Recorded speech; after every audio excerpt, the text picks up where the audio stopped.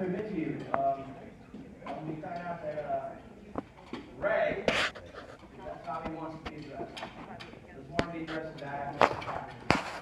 We have Ray. When I found out that Ray was going to speak tonight, I kind of like pushed the effort that I wanted to announce him. I wanted to represent him. I wanted to let you know what kind of captain that he was for the CG-47. So they said, well, just let him do it because he's going to do it anyway. They couldn't stop me tonight. But I could really stand here and go over 15 minutes of accolades, ship commands, where he started, what he's done. And I'd be up here for another 2 hours. So I just want to simplify things really quickly. I don't want to delay the pleasure that you're going to have in hearing from our captain, Captain Walsh. I had the honor of having dinner with him last night. And as a seaman, as a third class, as a second class, I was always amazed at his leadership skills and his knowledge about any aspect of the ship. So I took it upon myself last night to ask him. I said, Ray, what was your specialty? Was it anti-warfare? Was it anti-submarine warfare? Or was it surface? What did you really believe that you excelled in? And he looked at me and he said, David, it's people. I leave it right there for you.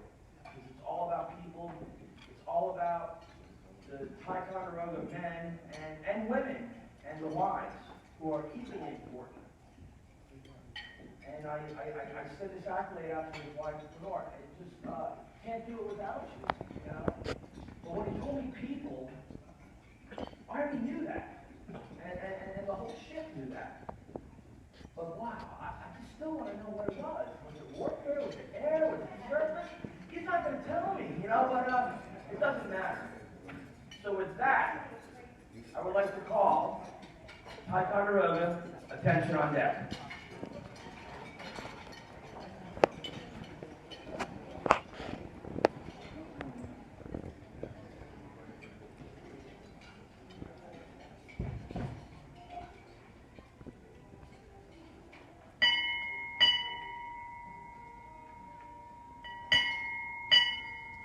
Ticonderoga arriving.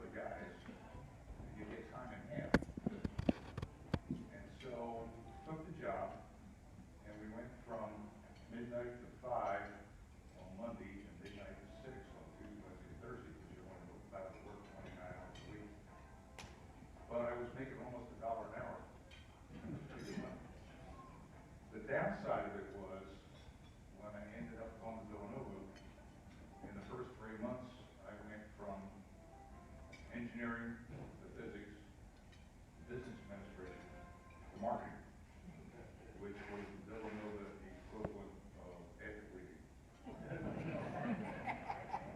But I was able to keep a C average, and through the next 4 years, I ended up graduating and becoming an officer in the United States Navy. But I had probably the lowest GPA of anybody in the class of 61. And so when I got my orders, it was to a destroyer out of Yokosuka. Now my mother was a little bit perplexed because she couldn't find Yokosuka on the map of Pennsylvania. But the other thing about it was that because the ship was in Yokosuka, they didn't have access to many schools, so the skipper had my orders changed to go to the ASW school in San Diego. When I got there, being almost 1 month in the Navy, I had 2 roommates, a W-3 gunner and a W-4 bosunmate. And in the next 8 weeks, besides ending up having a course in sonars and submarines and whatever, I got an education about the United States Navy that they don't teach at the Navy Academy. Those 2 took me under their wing, and what they taught me about people and sailors and how to get along has been with me to this day. When we left San Diego, I got a bus to Travis Air Force Base, and then a DC-6 flight to Tachikawa, which was 33 hours in the air, with stops in Hawaii and Wake. And we arrived in Tachikawa at a little before dawn, and then a bus ride to Yokosuka. And I got to the USS Orlick, which was the 3rd ship out in a S-4. And as I kind of fumbled aboard with all my gear, the ensign in the quarterdeck said, "God, we're glad to see you. You got the next watch."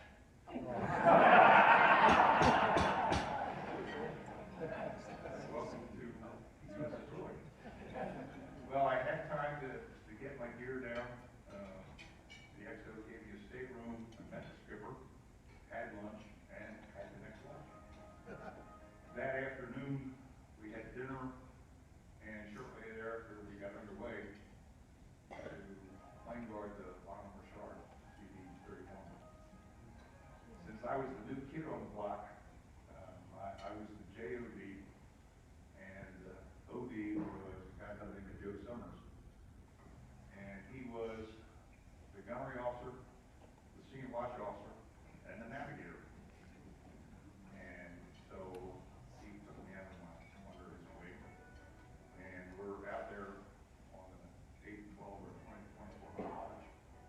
We're steaming along, and he says, "I gotta go check position, see where we're at." He said, "Take the com."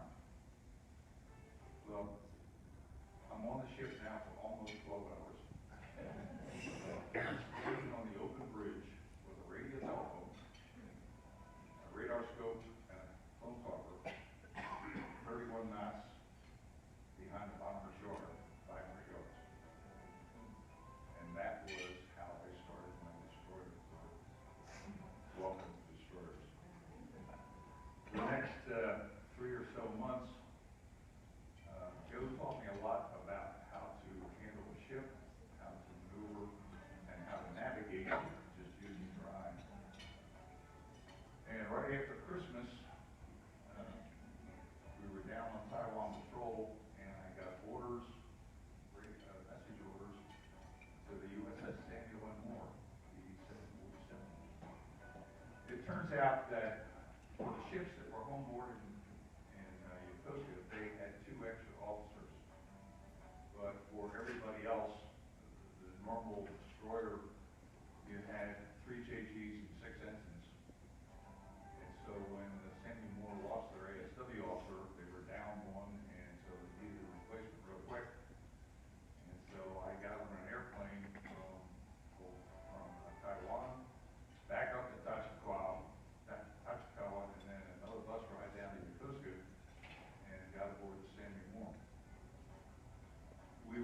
part of the ASW group. And we were with the USS Yorktown, and our job was to figure out how to find and sink submarines. And the result of that was that, number one, we